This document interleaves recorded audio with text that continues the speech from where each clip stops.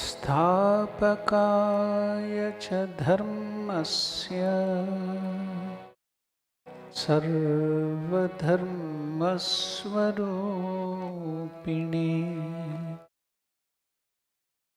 अवतारवरिष्ठाय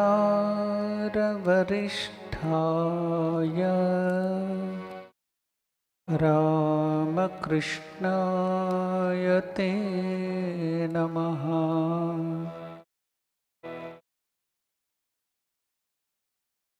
Namaskar to all of you. Welcome to the study of Bhagavad Gita. We shall chant the two verses from meditation on Bhagavad Gita. Gita Dhyanam.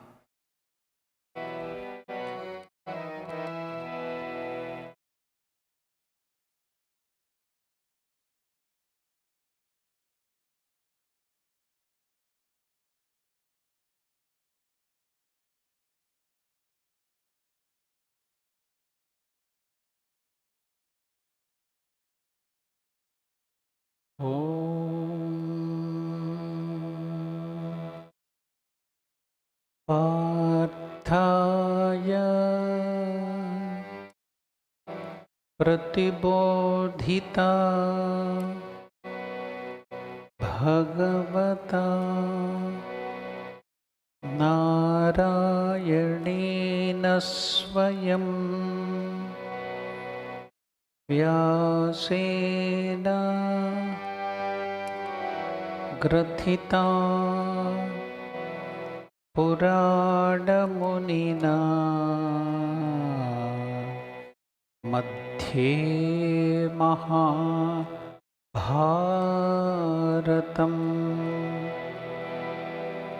अद्वैतामृतवर्षिणीं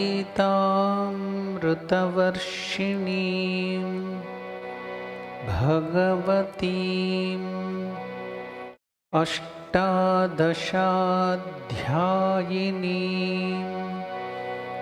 अम्ब त्वाम् अनुसन्दधामि भगवद्गीते भवद्वेषिणीम्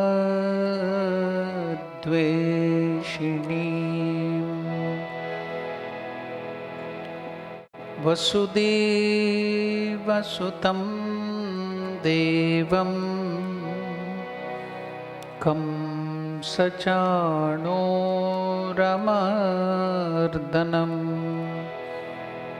Devaki परमानन्दम्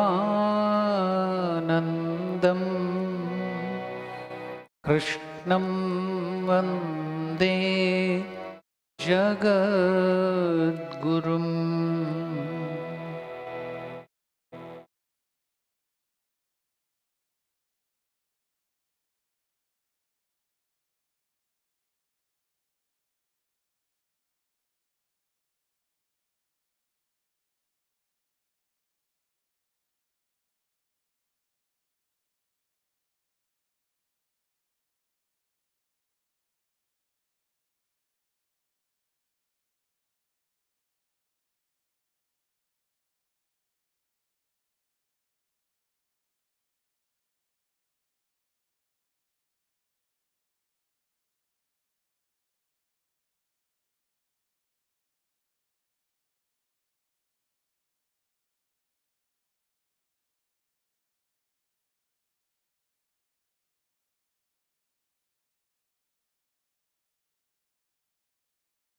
We were studying the 26th verse of the second chapter, where Lord Krishna is coming down to the practical and the worldly view from the highest Vedantic or the standpoint of Atman, is coming to the world, the ordinary argument.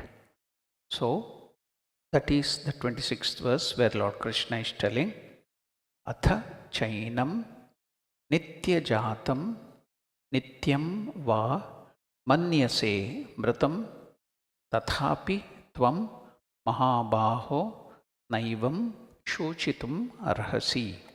Let's just chant this 26th verse. Atha chainam nityajatam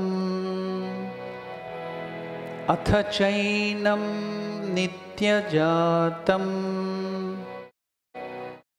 nityam va manyase mritam nityam va manyase mritam tathapi tvam mahabaho tathapi tvam mahabaho naivam shochitumarhasi naivam shochitumarhasi.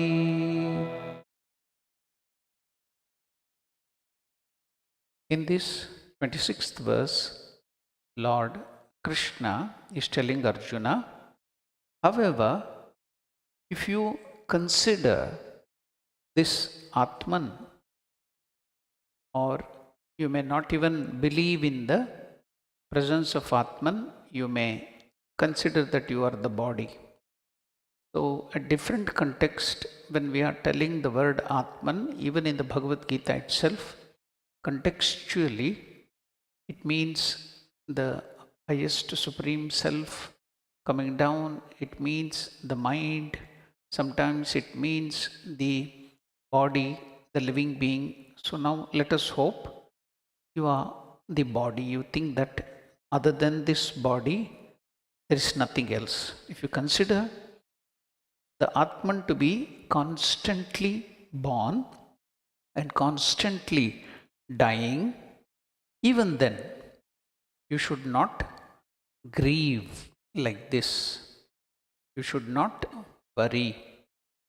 Then what is to be done? What is the meaning of Lord Krishna telling that we should not grieve? Meaning, you should do your duty.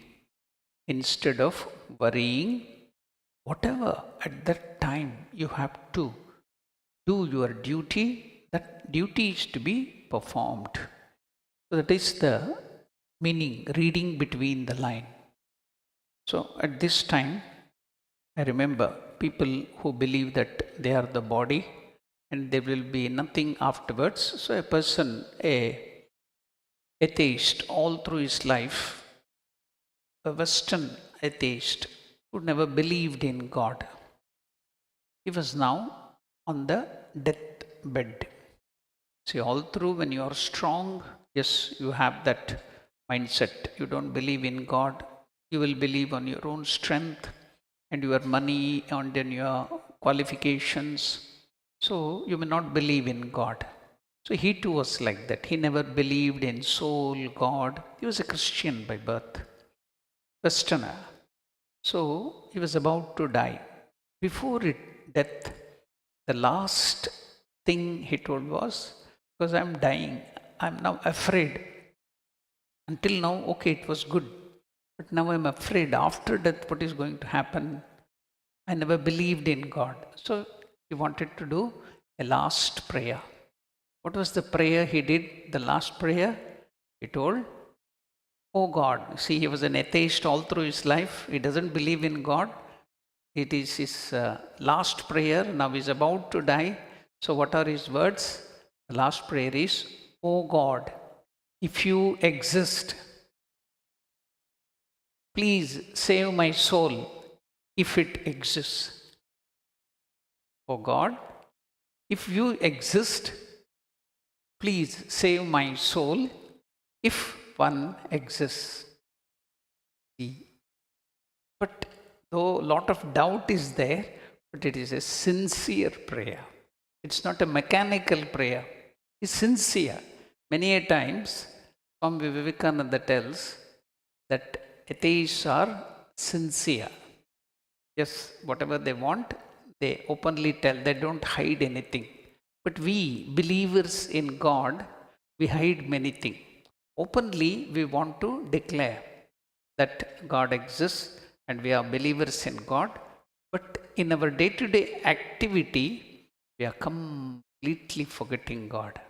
The moment you go out of the temple, the moment you go out on the streets or to some other place, completely you forget God and you start doing what you want to do. When you go to your workplace, when you go to your office, when you go to your company, you are a totally different person. Then you will be behaving even worse than the atheist. At least atheist is sincere to accept the truth. But we, the so-called believers in God, only in the temple, only when some people are there, only some elders are there, our behavior will be something different. But we are alone, we are with our friends, chums, our belief system, our behavior will be different. So that sincerity is lacking. Now, let us come to Bhagavad Gita, where Lord Krishna is telling, okay, Arjuna, you may think that you are the body. See, what is the speciality here? In these verses, beginning from 26th in this second chapter, Lord Krishna is giving a hypothetical argument. Suppose Arjuna does not accept this Vedantic teaching that he is the Atman, because you should note that Hinduism, Sanatana Dharma or Vedanta doesn't impose its teaching upon its followers. Again and again I have told, the first, Swami Vivekananda tells, the first and foremost condition of religion or spiritual life is liberty, freedom. Nothing should be forced in spiritual life or in religion. So, Guru will tell you, scriptures will tell you, this is the fact. If you want, you can believe and practice it. Otherwise, it's up to you. So the choice is given. See, in the teachings of Lord Krishna too, he never tells, you should do like this, you should follow me, otherwise I will cut off your head. No. Otherwise I will burn you in the stake, otherwise I will crucify you. No.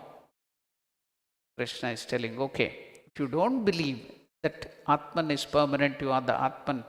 Suppose you take that you are the body again and again, you are born and you are dying, even from that standpoint.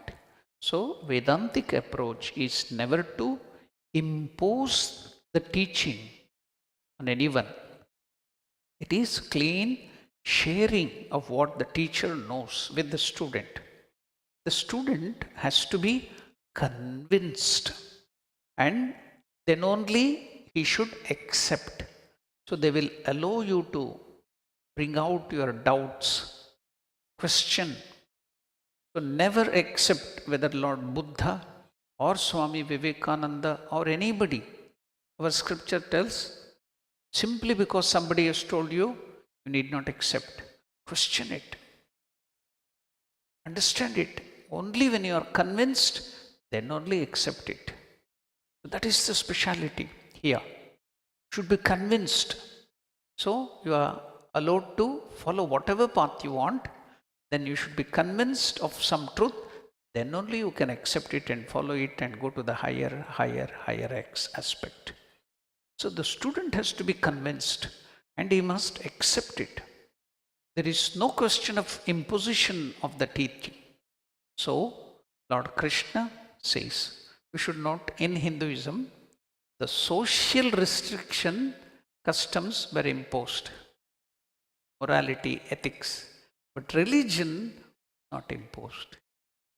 Spirituality was not imposed. You can see in India, everything. The social system was very strict. You should follow these do's and don'ts and everything.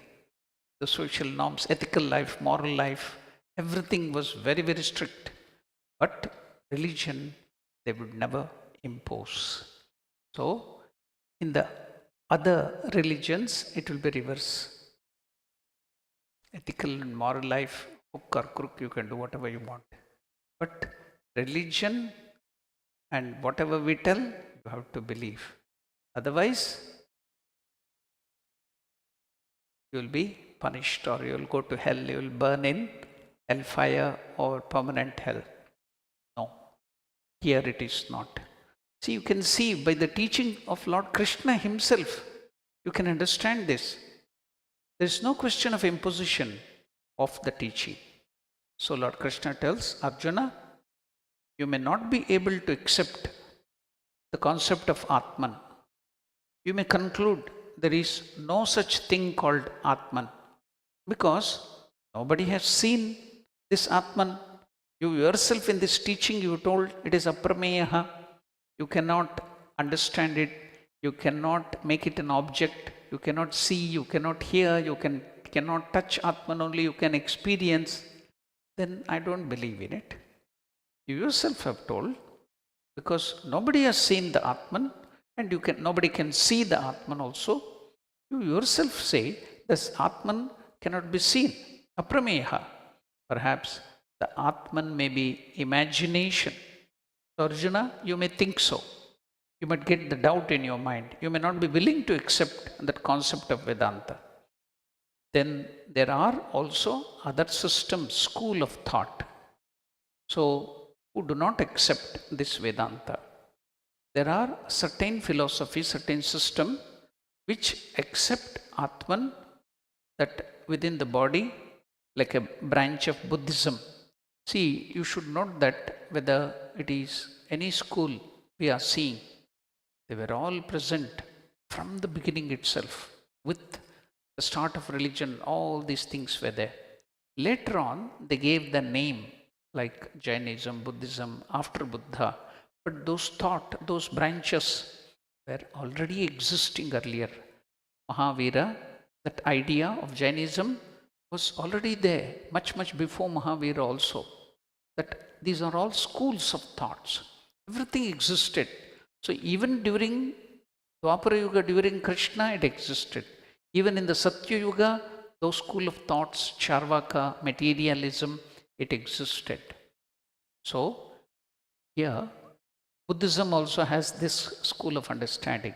So during the time of Krishna, which is much, much older, because Buddhism came just 3000 years before. You can go to Lumbini, or the place where Buddha was born, to the palace. The remnants of that is there.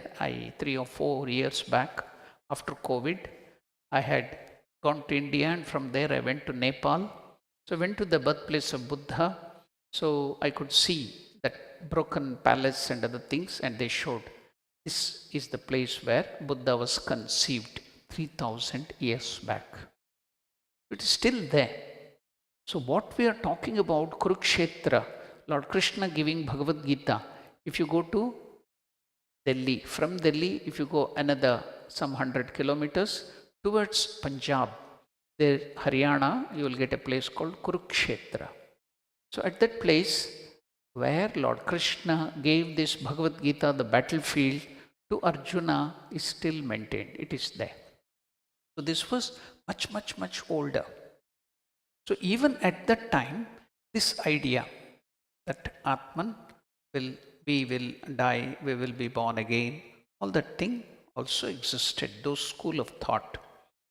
Now, there are other school of philosophy who does not accept Vedas and Vedanta, and there are certain philosophy which in system which accept an Atman within this body, like a branch of Buddhism. They accept that there is an Atman other than the body, but their philosophy is that the Atman is constantly changing, subject to birth and death.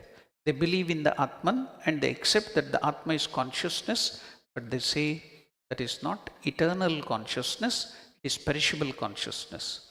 Arjuna, you may also believe in that Atman. What is it? Nitya Jatam, Nitya Mritam. It is called Kshanika Vijnana Vadaha, which say that there is an Atman, appears and disappears. How? Like the strobe light. If you go to some, what you call, dance program, or in some other dramas, or in the cinemas, you'll see the strobe light. So like that, the light appears and disappears. So like that, their school of thoughts tell that Atman also, it appears and disappears. It just burns off and on. And just like the signal, the car's light, when you put on that stop light or your parking light, or when you want to, from the opposite direction, your headlight should go up, dim and dip. So it will be flickering. So something like that, that idea. It is born and it is gone. Suppose you accept that philosophy, that is called the Charvaka philosophy also. I explained about the Charvaka philosophy in the last class. It is almost like modern science.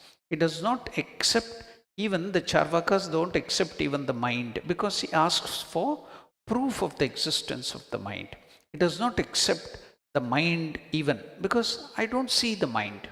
I can't touch the mind, so I don't accept it. So when people argue that I don't see something, so I don't accept. So I don't see Atman or God, so I don't accept. So once a religious preacher, while he was talking, somebody told that I will not accept. In between the lecture, he stood up and told, I don't accept your concept of God, because I don't see it, I don't accept it. And suddenly he got an idea. He called him, he talked to him, he told him, now you are an intelligent person. Yes, I'm intelligent. I have so much of qualification. I have done so many things. Can you show me your intelligence? Then does that mean that you don't have intelligence?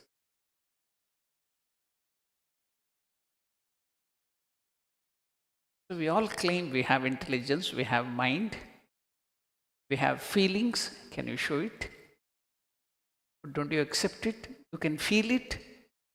Likewise, these are higher aspect of things where you can experience it, you can't see it. So here, now coming back again to the argument, convincing Arjuna, they believe in the Atman and they accept the Atman is consciousness, but they say that is not eternal consciousness. Nityam jatam, nityam mritam. So it is born and it will die. Now suppose you accept that philosophy of that Buddhistic thought, or the Charvakas, or even in the modern science, they do not accept even the mind. So, and now nowadays they accept mind and psychology, psychiatry, even they accept life after death, everything. They are doing a lot of research. So science is also accepting, because they, whatever they get any proof, they accept it. But the Charvakas were not ready to accept anything. They would not budge from their belief. But science, when they get proof, they are accepting it. So now going forward, according to this philosophy, the physical body alone is Atman. Atman means the self or the physical body. Therefore, he says body alone is the Atman. Other than that, there is nothing. There is no mind or the body or all this permanent thing. No one will survive death of the body. Therefore, there is no heaven, no hell. Therefore, no travel after that. Therefore, it does not believe in karma siddhanta, all of that thing. Now, even if you think so, if you believe in the temporary existence of yourself and you will die and you will be born, let us hope you will believe in this. Even then, you should not worry. You cannot worry. So you have to do what has to be done. If body has to die, then what is the use of grieving? You cannot bring them back by crying. You cannot bring them back from worrying. You cannot do that. So death should not be the cause of sorrow. So Arjuna, O great man of strength, Mahabaho, Tvam shochitam na harhasi. You should not grieve. Why you should not grieve? Now Krishna further goes to the next verse, the 27th verse, and he will explain it to Arjuna and through that to all of us. Let us see what are the other practical teachings Lord Krishna gives us, which will help us understand ourselves very much in a very better way. Let us chant this verse, the 27th verse in the second chapter.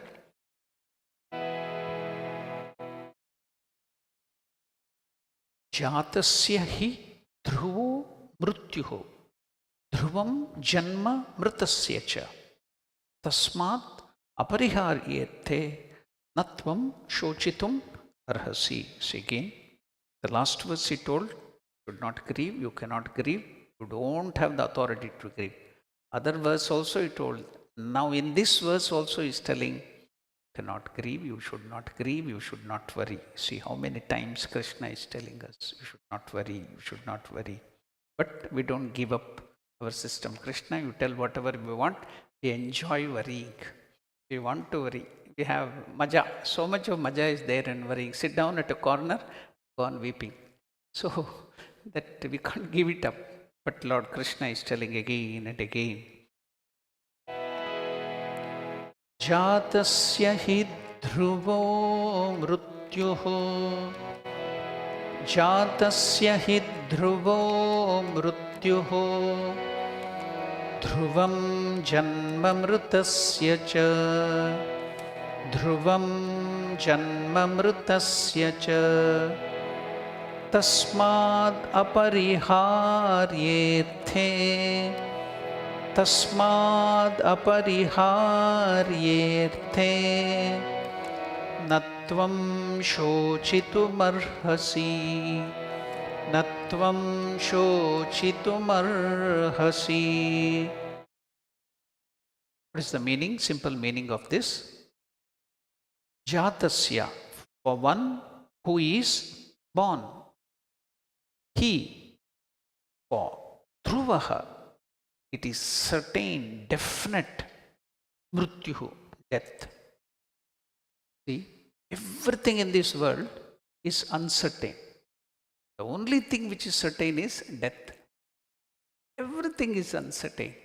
So you see here Krishna is telling, for one who is born, if you are born, then death is certain. Mrityuhu dhruvam, certain, you cannot escape. Certain. Dhruvam janma. Suppose you die, then what is certain? Birth is certain. You will be born again. So for the born, death is certain. And for the dead, birth is certain. That is what Krishna is telling in this verse. Jatasya hi dhruvaha mrityuhu. Dhruvam janma mritasya cha. To the death, birth is certain. So that is what Lord Krishna is telling. Mritasya, for the dead, cha, and tasmat, therefore, apariharyete. So this is inevitable. Apariharyete means to the inevitable situation. Na shochitum arhasi. When this is inevitable, all these things in life is inevitable, then what is the need for you to grieve? You should not grieve, you should not worry for that which is inevitable. That which is choiceless, that which is remediless. What is the use of worrying? That is what Krishna is asking Arjuna in this verse. Jatasya hi dhruvo mrityuhu dhruvam janma mritasya cha tasmat. That's why apariharyerte, that which is inevitable, natvam shochitum arhasi. Death is certain for one who has been born, and rebirth is inevitable for one who has died. Therefore, you should not lament over the inevitable. You should not worry over the inevitable. What a beautiful practical verse. So beautiful. You need not believe in that and this and everything. It's so practical teaching. Anybody can accept it. So nice. Death is certain for one who has been born, and rebirth is inevitable for one who has died. Therefore, you should not lament over the inevitable. So let us see some English quotation. What is it? In English language, there is a popular idiom. What is that? Sometimes you will be telling, as sure as death. As sure as death. Who told that? Benjamin Franklin. What is he telling? Benjamin Franklin said, the only thing certain in this life is death, and anything else, there are some things which are very certain in this life. What are they? According to Benjamin Franklin, the only things certain in life are death and taxes. Isn't it? Taxes are also very certain. When I hear the word taxes, I remembered one very popular, recent popular humor of India. You'll enjoy it. It's an Indian situation. So all the numberings and everything are in Indian context. You will enjoy it. Best answer given by an Indian citizen. What is that? My income tax returns form has been sent back by the tax department, income tax department. Why? Because in respect to their question, in the income tax department, you have to fill up some of the things. One of the thing is number of dependents on you. So now you are paying the tax to the government. So they will ask certain questions for different purposes. So in that tax return form, he had filled up, when they had asked number of dependents upon you, he filled up something. So he has to fill up how many family members. If the wife is not working, then she is dependent upon him, the children, and so many other people, father, old father and mother, they're all dependent. So he has to write all of the things about his family. So now, what did he write and why did they reject it and rejected his form? What did he do? Number of dependents upon you? I replied, 97% of the population who do not pay taxes. So many people somehow avoid paying the taxes. So all of them, they are dependent upon me. Why? I have to pay the taxes. They rely upon me. So 97% of the population who do not pay taxes, 21 million illegal immigrants. So many illegal immigrants come to the country and their medical charges, all the other charges, where does it come from? From the taxpayers' money. So they are all my dependents. I have to pay for them. So 21 million illegal immigrants. Then who are the other things? 900,000 criminals in the jail. In India, this is an Indian situation. I don't know in South Africa. There, 900 million criminals are put up in the jail. So many. How many jails are there in India? 1,382 prisons. In that, how do they maintain those inmates? How do they give biryani to the inmates? All the good food? By your tax money returns only. Whatever tax you pay, through the government, will they get the money from the heaven? They have to get money from your savings. So he's telling they are also my dependents. The inmates in the jail, how many of them? 900,000 criminals in over 1,382 prisons. See, the best answer is, and above, who are all the other dependents? Indian situation, 544 plus members of the parliaments, politicians. Will the government pay for the politicians? Tax-paying money only. So in India, 544 MPs are there in parliament and 4,000 MLA, member of the legislative assembly. I don't know the political system in South Africa.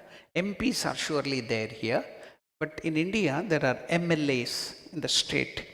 4,000 members of the legislative assembly of the state. So now he gave this answer. These are all the dependents upon me.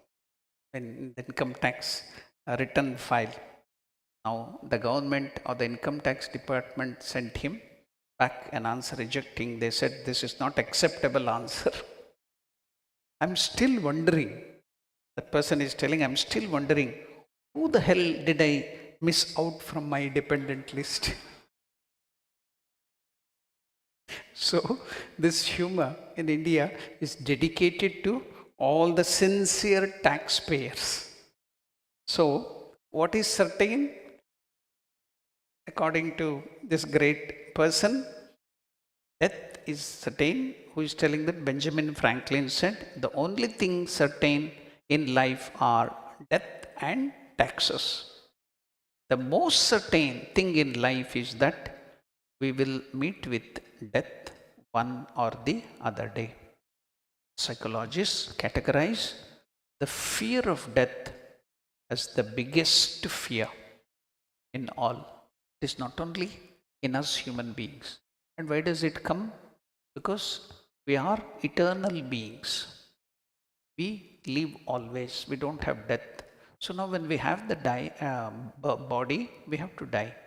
So in so many earlier births, we have taken birth as due to our karmas, as even if you take from the standpoint of evolution, Darwinian's theory, it starts from the single-celled being, virus, bacteria, then single-celled, multi-celled, animal kingdom, plant kingdom, then vertebrates, invertebrates, and then apes, and then human beings. Even if you take that, see, we have gone through this in our scriptures. Our rishis, munis have told already 8.4 millions of lives. And according to Darwinian theory and the science, 8.4 something 5 million is the number of species which they have found. They might have categorized in making the species some little more. You go to the journals and find out it is just some more plus or minus the same number. So the concept of our Indian philosophy is, see, now science tells only about evolution. Now, from the single-celled animal, how could this intelligent human being, a big massive tree, come up from a single small seed? So, what is the basics of science? Something cannot come out of nothing. Can you get something out of zero? No. That is the basics of science. Now, our scriptures and Vivekananda also ask this question. The basics of science is something cannot come out of nothing. If that is the case, how could this intelligent human being evolve out of zero? From nothing? So, Vivekananda concludes, our rishis and munis, our scriptures, they tell not only evolution, they tell about involution. For something to evolve, there should be already that which is involved. That's why the concept is involution. How does he explain about it? Let us take the example of the banyan tree. We have planted some 6 or 7 banyan tree here. It will grow. Then it will give out tertiary roots. Secondary roots, it will go. The moment it touches the ground, it becomes another tree.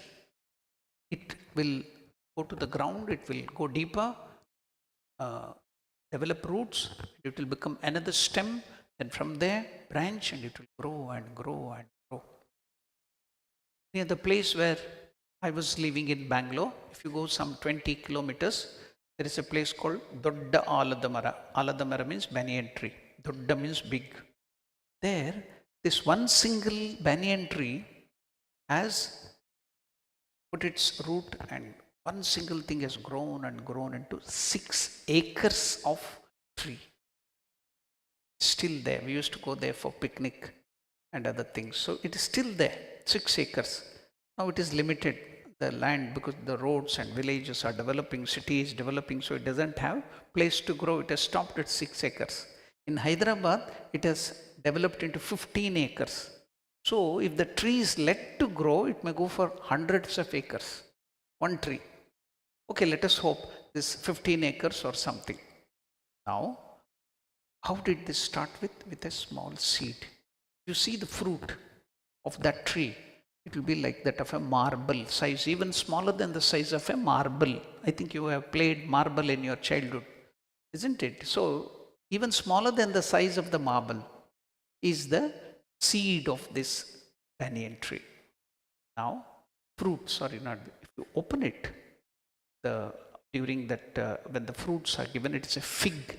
ficus family, fig family. So many other figs are there. It belongs to that ficus family. So now the fruits are eaten by the birds when they are ripened. It happens, you open it, there are hundreds of small seeds in it. Hundreds. That one small seed, when the bird or animal eats it, and if it just falls to the ground, it doesn't germinate. What should we do? The bird or animal it should eat, and the acids in the stomach or the digestive system of the bird will remove the upper layer of the seed. Then afterwards, this bird, the other things are digested, the seed will not be digested. Then it will throw out in its uric acid. It has only one excretory system. It doesn't have two. So in one, everything, uric acid, excrete, everything, it will do air raid like an aeroplane. It will shoot somewhere. That will go and fall in a mountain or a building. If you go to India, you can see the people tree also ficus. The banyan tree is also ficus, this thing. So many trees are growing on the building, and it will break open the building and grow. And mountains also, on the top of the mountain. How did it come here? Who planted it? God has made so beautiful arrangement. And now, minute seed, very difficult. You have to put a magnifying glass to see that seed. How could that seed become such a big, magnanimous tree? Where was it?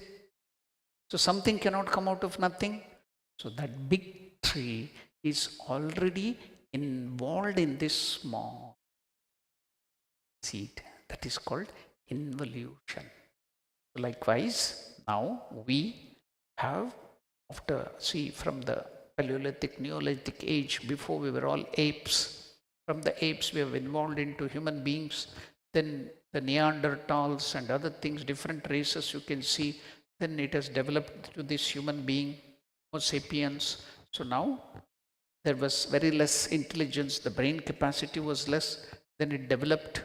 And now we have become supremely the highest intelligent creatures.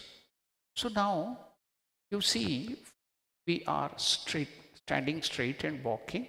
For millions of years, we don't see anything developing. So where is evolution, further evolution here? Yes, the evolution is not physical. It is in the capacity of the brain, intelligence. So you can see Rigveda and other things, the highest intelligence, which were 50,000, 30,000, 40,000 years back. So if you tell the evolution of the intelligence in the brain has taken place, then what about now more than 50,000, 60,000 years? Where is the further evolution?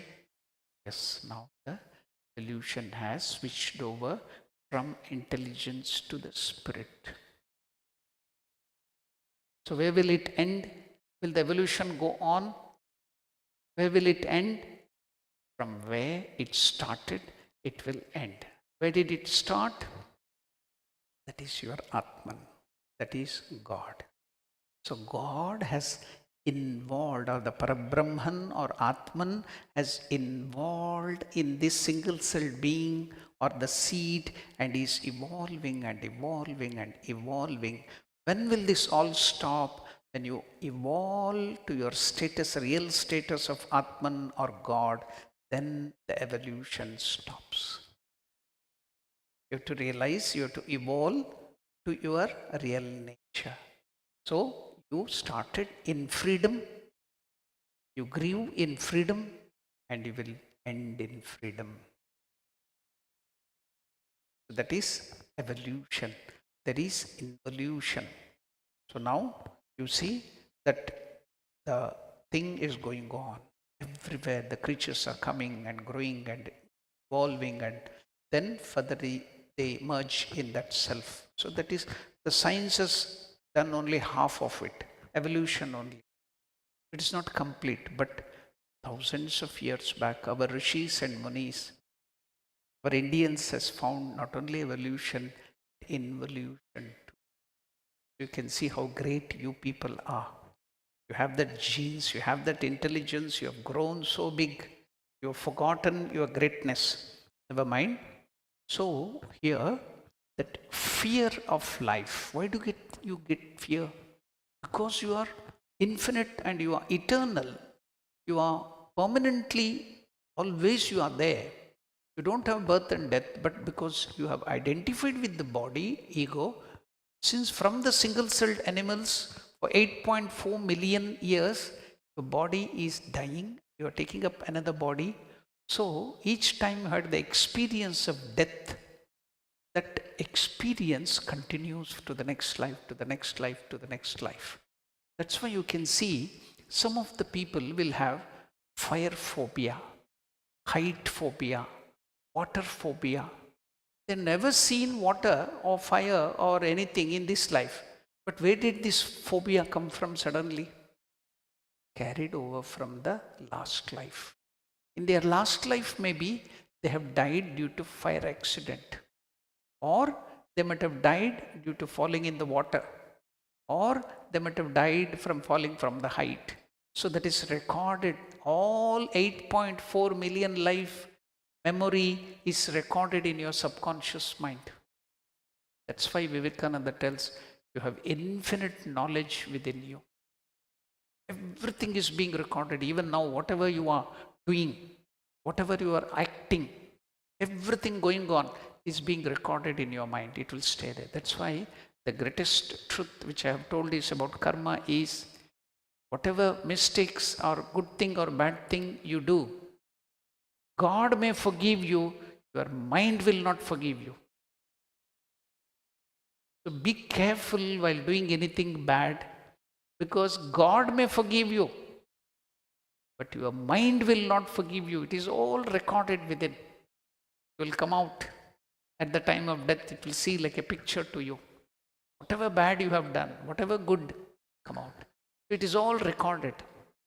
So now where did this fear come from? You have lost so many bodies. So you want to save, you were struggling to save your life. So that fear is carried over from life to life and life to life. And now you have that fear. That's why should you have fear of death? Because it's carried over. That's why in Raj Yoga, the name is given to that, for that fear of death, as Abhinivesha. Abhinivesha. In all the animals you can find it. Common. In us too, it is common. So, how will that go? When you take away your identification with the body, with the mind, with the ego, and identify yourself with the Atman, then that fear will gradually off. Now you can see everything, that fear, the most certain thing in life, that we will meet with death one day, that fear is there. Psychologists categorize the fear of death as the biggest fear in life. In Patanjali Yoga Darshana 2, I told you just now, Abhinivesha, or the instinctive urge to survive at all cost, is mentioned as a trait of the material intellect. Who has trained you? Suppose you get an electric shock, the hand pulls off back immediately. Something comes to your eyes, the eyelids will flip and try to protect your eyes. Everywhere, it is reflex action, impulsive. Why? Have that urge to protect your life and body. Where is it? It's there within. It will not wait. The reflex action will not wait until it goes to the brain and the brain gives the command. No, it is reflex. Immediately, you will take back your hand. How is it? There, that fear of death, to save your life, the instinctive urge to survive at all cost, is mentioned as a trait of the material intellect. But for the one who has taken birth, death is inevitable. So when something is inevitable, when something is choiceless, when something is inevitable, why lament or worry over it? The Mahabharata relates an incident regarding this. You all know the story of Mahabharata.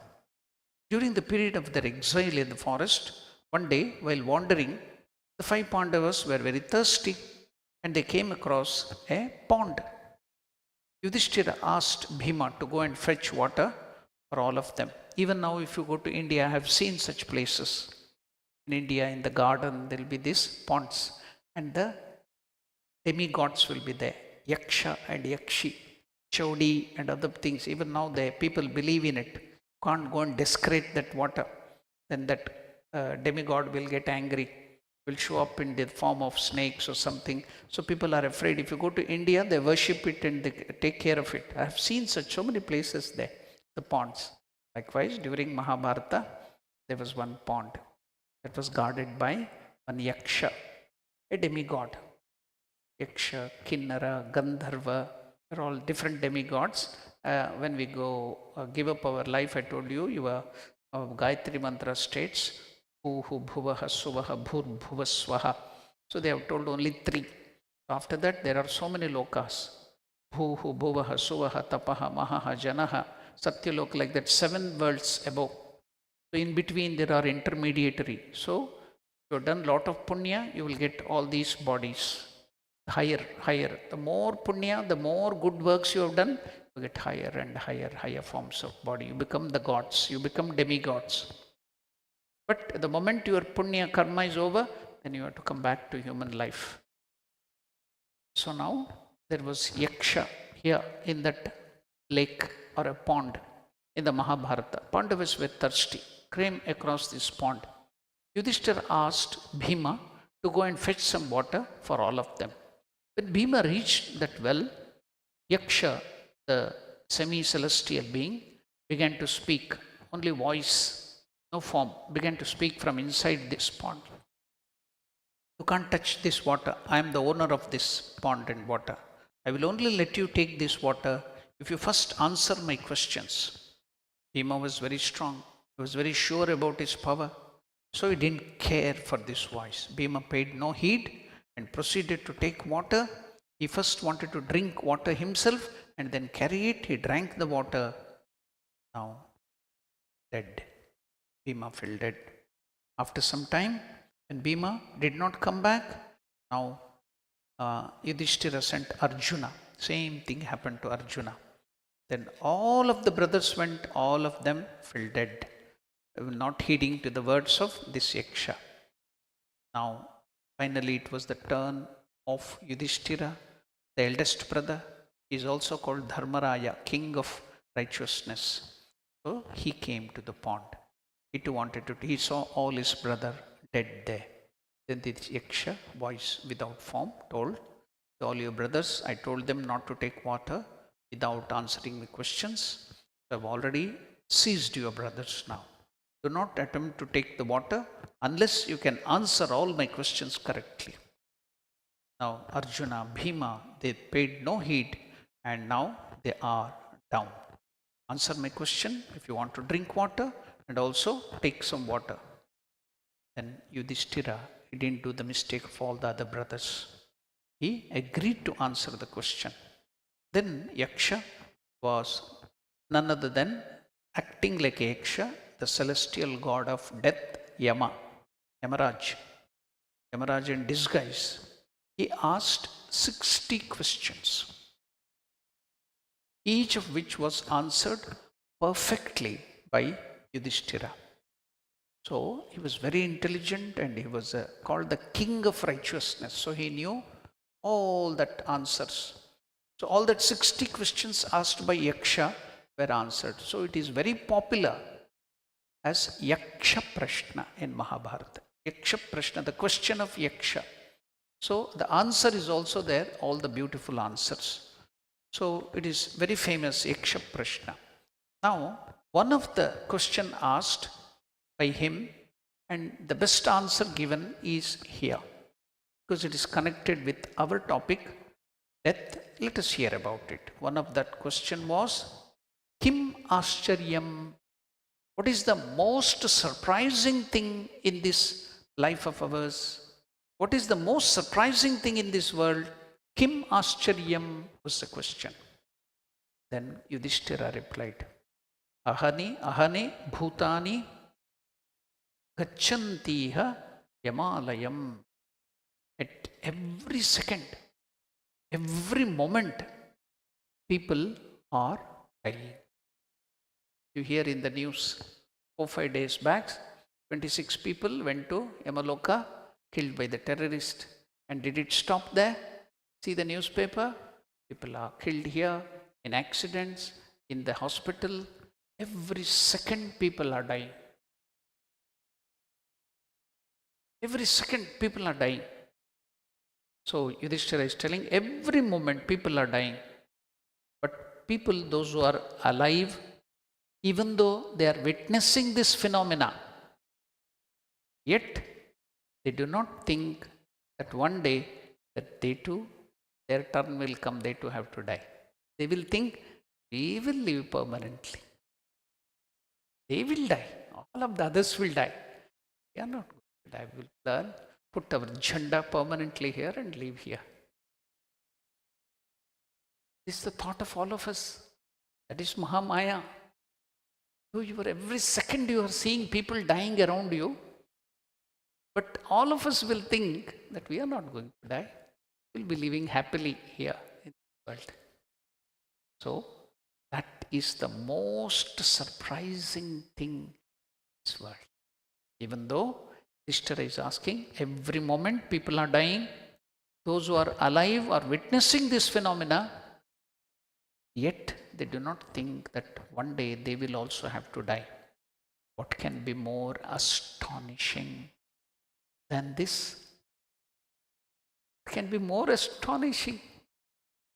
There was a 99-year-old person. So he was on the deathbed. So all the children have assembled to convince him, take the name of God. At least at the time of death, if you take the name of God, you will go to heaven or some other good place. Father, please take the name of God. I'm not. Why, Father? So if I take the name of God, okay, the doctor came. He tested all the parameters and he declared, Father, will live only 1 or 2 days, he's going to die. So if there is any last wishes of your father, please fulfill all the last. The doctor went away. We are now helpless. He can't live. He's 97 years old. 99 years old. Cannot survive. 2-3 days more. So if any last wishes, you can fulfill. Doctor went away. They are helpless. You can even take him to house. Hospital will be very costly. You can take back to his house. Then now children came to him. Old person, maybe 99-year-old and 365 days. Out of that only he has completed 363. Only 2 or 3 more days left to die. Now the children asked, Father, doctor has told you are going to die. Can you please, if you have any last wishes, please tell us. If you want to eat that, if you want to eat this, or if you want to see somebody who will fulfill the desire of yours, please, if you have any last desire. Yes, I have a last desire. Sit. Please tell quickly, we will fulfill that. Change the doctor and the hospital. Change the doctor. Why? He wants to still live. Doesn't want to die. So, they're laughing. But our condition is also the same. We will be also behaving in the same pattern. That's why our Yudhishthira is answering that yaksha. Every moment people are dying. Those who are alive are witnessing this phenomenon, and yet they do not think that one day they will also have to die. What can be more astonishing than this? Krishna explains in this verse that life is inescapably a dead end. And so a wise person does not worry or does not lament for the inevitable.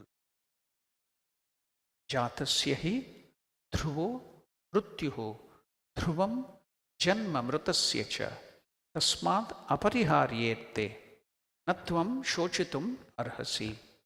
One who is born, janma dhruvam, and the birth is certain. One death is certain. Mrutasya cha, for the dead, the birth again is certain. Therefore, tvam, you harhasi, should not shochitum, you should not worry, because death is certain for the one who is born and birth is certain for the one who is dead. Therefore, you should not grieve over this inevitable fact, O Arjuna. This is an important verse in which Lord Krishna gives us a very, very practical wisdom. You need not learn very high Vedanta and other things. You need not even believe in Atman or God. Just what is necessary here is have some common sense. Again, there is a saying in English. What is the most uncommon thing in this world? Common sense.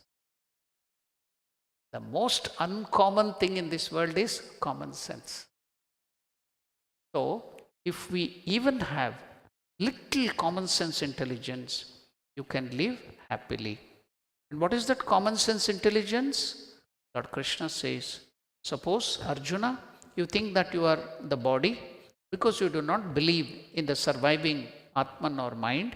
You do not believe in the surviving Atman. Suppose you think that you are the body, then too you should learn to understand the nature of this body. If you think that you are the body, then understand the nature of this body. Then you should learn to understand the nature of your body. You know that the body is born on a particular date. Suppose you go to the pharmaceuticals and ask for the syrup or some medicines. What will you look at it? Date of manufacture and date of expiry. Why? Anything manufactured, anything assembled will have to. So anything born, anything created has to be destroyed. You cannot keep anything permanently. So, if you see, if you have a date of birth, then date of death is also sure. So that's why on the grave you see it will be carved, the marble or something. Such and such a person, his date of birth is this, date of death is something. The grave, some of the people have that habit of putting on the grave. So one person was going in a vehicle at the mid of the night, maybe 12 o'clock or 1 o'clock. While he was traveling very near the graveyard, saw in a dim light a person was sitting on one of the grave doing something, the work. Is this person? Maybe a worker, he may be a sculptor or something, but this is not the time. That to sit in the graveyard and do the work. He went to him, stopped the vehicle. Do you get any vehicle to go back or transport to go back? Why are you person doing this work now? No, there was some mistake in the date there, so I was changing that. They have asked me to. Would have done, come in the morning and done it. Please do it quickly. Who told you? Then he told, this is my grave. It was this ghost which was sitting there, and then that fellow collapsed. That might be there, or whatever that might be. Now, why I'm telling that is, if there is date of birth, sure there will be the date of death too, just like the expiry. So, when you are born on a particular date, because you yourself present the date of birth wherever you go in your biodata or curriculum vitae, they ask, the first thing is the date of birth. Whether you are joining a crèche or a kindergarten or a school or a company, anywhere and anything, the date of birth is important. From this simple common sense experience, what should you know? Jatasya mrityuh dhruvam. Learn to assimilate this fact. Whatever is born will have to die one day. Just because I close my eyes, the fact is not going to change. You cannot make the world dark by closing your eyes. What is there? The cat story in India, I don't know, here in the Western world, the cat, it generally has the habit of stealing. It goes into the house, pushes the lid of the vessel and start drinking the milk. At that time, it wants to feel that nobody is looking at me. I'm stealing, so it has a fear. So nobody is watching me. It will close its eyes, it seems. So it feels if I close the eyes, because I can't say anything, nobody is looking at me. So it will close its eyes and start licking the milk. So simply because you close your eyes, don't think that the world is not watching you. So likewise, if you close your eyes to the fact that you will die, don't think that the death is not going to come to you. And another example is of the ostrich. What is that? The ostrich, I don't know whether it is true or false. They live in the deserts. The ostrich which live in the desert, when the enemy attacks, it dips its head into the sand. And when it dips its head in, buries its head into the sand, and it doesn't see the enemy, it thinks that the enemy is gone. But the enemy is lurking behind there to come and kill it and tear apart. Likewise, we happily think that we're living permanently. And when the death comes, then we start crying. Then all worry, lamenting comes after that. So, know the fact. That's what Krishna is telling. When you think that you are the body, please know what is the nature of your body. Once you know the nature of your body, then you will not worry. Anything born is subject to death is proved by these three pramanas. What is pramana? Proof. Source of knowledge. So in Indian philosophy or epistemology, there are so many 6 sources of knowledge. But science believes in only one. What is that? Pramana, pratyaksha. What is pratyaksha? Whatever you see, you hear, that is called pratyaksha, pramana. So here, perception, direct perception is pratyaksha. So in our Indian philosophy, epistemology, there are 6 pramanas. But 3 are believed by all the different schools. But Vedanta believes in all the 6. So let us not go for all those things. I will tell you only 2 or 3 which is very interesting. Is that the first one is perception, pratyaksha. You see, you hear, you touch. That is the source of knowledge. Then what is the next? Inference. What is inference? Anumana. How? What is that inference? Suppose yonder hill, beyond that hill, there is smoke coming up. What will you infer? Wherever there is smoke, there will be fire. So you have not seen the fire, but by inference, you surely know whenever there is smoke, there should be fire. So that is inference. You have not seen the fire, but you will know that there is fire when you see the smoke. That's called inference. So that pramana, source of knowledge, in our philosophy or Hinduism, that Vedanta, this thing is called Anumana. What is the highest one? Is Shabda. But let us go to other, then Upamana is comparison, analogy, postulation. Then there is Arthapatti, non-perception. There is one more famous thing. What is that? It applies to most of us. What is that beautiful pramana? Pino Devadatta Divana Bhunkte Ratrim Bunjate. What is that? Pino Devadatta. Devadatta is the name, the Indian Sanskrit name. Devadatta. Pinaha. Pinaha means very fat. He's growing fat and stout and healthy day by day. But he doesn't eat in the daytime. He doesn't eat in the daytime at all. But he's growing fat and stout. So what will you come to this thing? He's eating definitely in the night time when nobody is there. He will steal into the kitchen and eat the things. Isn't it? So if a person who is not eating any food during the daytime, but correspondingly he is growing in weight and becoming very stronger and stout, what will you conclude?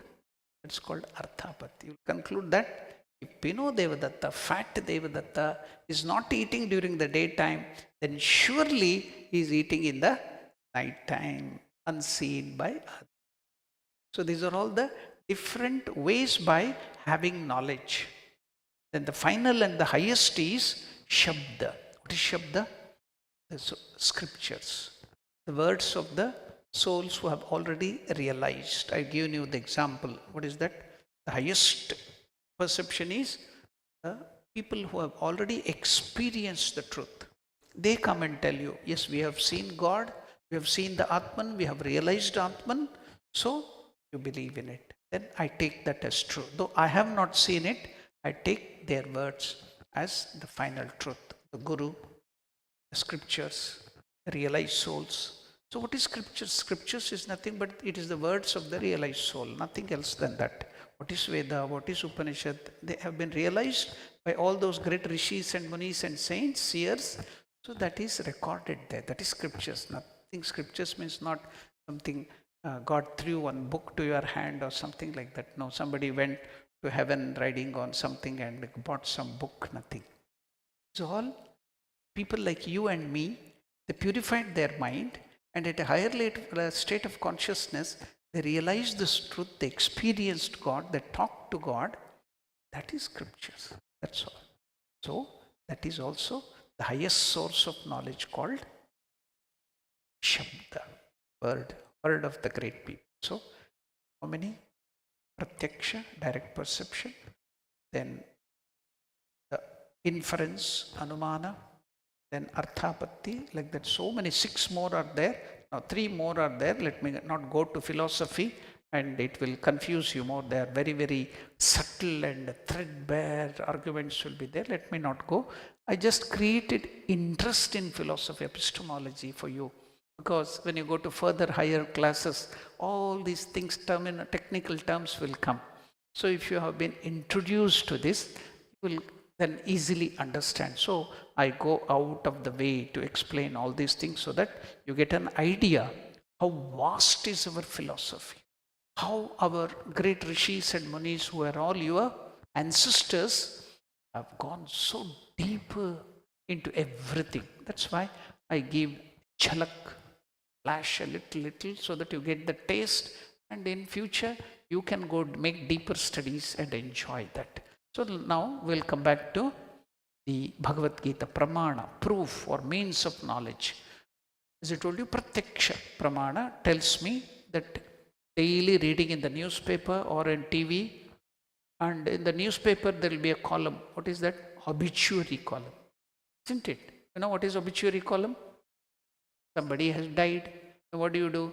You want to make your father or mother or brother somebody great. So you give such a person born in this, he has died. So you put it in the newspaper with the photograph so that all other people who have seen, they have to come to your place or they come to know. So that's called obituary column in the newspaper. So if you open the newspaper, there will be some 20, 30 always in the newspaper. You don't even look at it. You're not interested.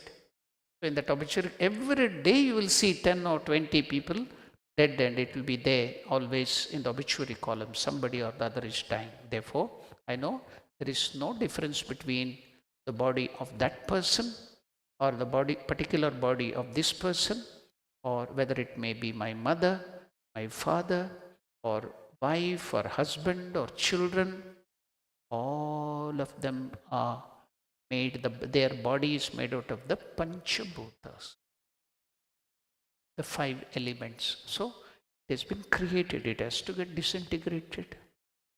Nobody can stop the disintegration. They have to be born, then grow, then they become youthful, then they will become fathers and mothers, then they will become old, middle-aged, old age, then diseased, and finally they have to die. When it's a fact. Pratyaksha, you are seeing it every day. So Panchabhutatmaka. So all the 5 elements, that means every one of this body also has to disintegrate. This is pratyaksha pramana, direct perception. Nobody needn't come and give you some great knowledge about it. Whatever has beginning should necessarily have an end. Yat kritakam tat anityam kritakatvat ghatatvam. Whatever is a product will have to end. Therefore, logic also tells me this body or Bhishma's body or Dronacharya's body, or your kith and kin, O Arjuna, everyone will have to die. Then what is the use of your grieving? So, what is to be done? Do your duty properly now at the present. So, other thing is telling is change your attitude. Do your duty was the earlier thing. Now Krishna is telling what you have to do is change your perception, change your attitude. Then the way you look at the world will change. So we will, beautiful verse, and it is very, very practical. We will take it and study more, go deeper into the aspect, and with so many examples, we will try to understand this verse of Bhagavad Gita in a better way. I shall conclude with one of the meditation verses of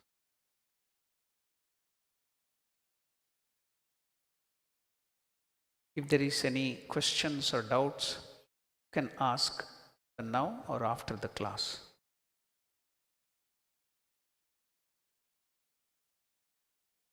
Om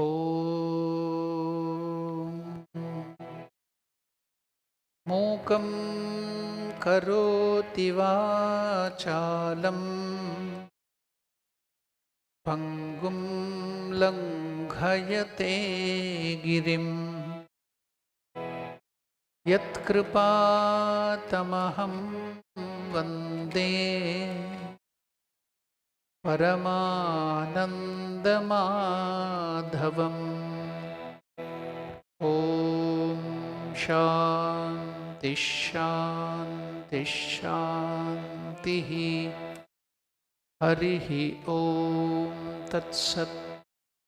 Shri Ramakrishna Arpanamastu.